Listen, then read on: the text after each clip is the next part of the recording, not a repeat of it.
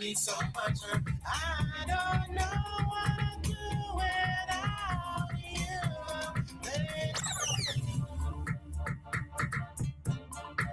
Yes, what you gonna do, right? What you gonna do without that special process, Bala? Yes, what you gonna do without that phone call? How you gonna go sleep without that phone call, boy? It's like you're gonna be up with it, staring on the ceiling as well, waiting on that special phone call, boy. Yes, the voice of Kevin Little, right? Yes, call me. Yes, that's how we do it to the Clean Prison with 99.9. It's now top of the hour, 3 p.m. Yes, at this time we're about 3 p.m. news. Yes, keep it locked, order.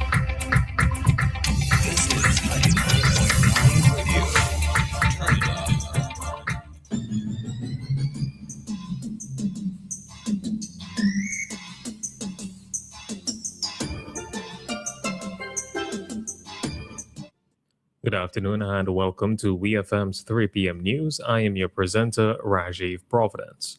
First, on the local scene, for their annual New Year's Thanksgiving church service held at the New Testament Church in Wilson Hill. The service brought together government ministers, public servants, and members of the wider community in a spirit of unity, reflection, and prayer. Addressing the congregation, Minister of Social Welfare, Community Empowerment, and National Heritage, Chevron John, encouraged continued support for public servants and reminded them not to grow weary in doing good. Quoting from Galatians, she said, "Every act of service, fairness, and care plants seeds whose impact reaches far beyond what is immediately seen." Minister John also challenged the public officers to serve with empathy, lead with integrity, and treat others with respect as the nation moves forward into the new year. Minister of the Family and Gender Affairs, Persons with Disabilities and Labor, Laverne Gibson Velux, has promised a hands-on approach in her ministry for the new year. Speaking on Saturday, she said she plans to visit communities across the country, responding directly to requests for assistance received through her inbox and social media. The minister stressed the importance of collaboration, urging citizens and staff to band our bellies and work together to address urgent needs. She acknowledged that improvements would take time, but assured the public that her team is committed to making the ministry function effectively and to focus on delivering real support to those who need it most. Still on the local scene, Minister of Education Philip Jackson says the Cattell's government school building, which was affected by a recent fire, is expected to be fully restored and ready for students by the next term. He emphasized that the project requires careful coordination, vision, and leadership, with full backing from Prime Minister Dr. Godwin Friday. Minister Jackson encouraged students to support one another and strive for personal excellence, while urging parents and the wider community to take ownership of the school. He described the effort as an example of unity, resilience, and shared purpose, stressing that when we work together, we win together.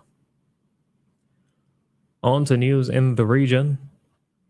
New data from the International Organization for Migration shows Guyanese nationals are the largest migrant group in Antigua and Barbuda, as well as Barbados, St. Lucia, Suriname, and St. Kitts and Nevis. Intra-Caribbean migration continues to be driven by economic opportunity and family ties, with Trinidadians forming the largest migrant group in Grenada and St. Vincent and the Grenadines. Elsewhere in the region, migration is influenced by crises, with Venezuelans making up to 75% of migrants in Guyana and 30% in Trinidad and Tobago, while Haitian nationals are the largest group in the Bahamas.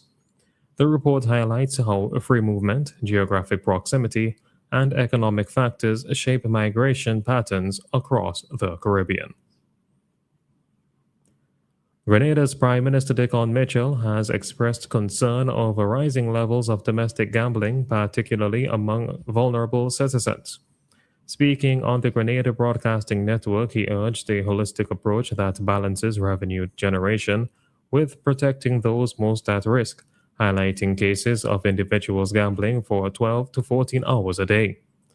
Mitchell emphasized the importance of societal values, encouraging support for affected families and responsible gaming practices.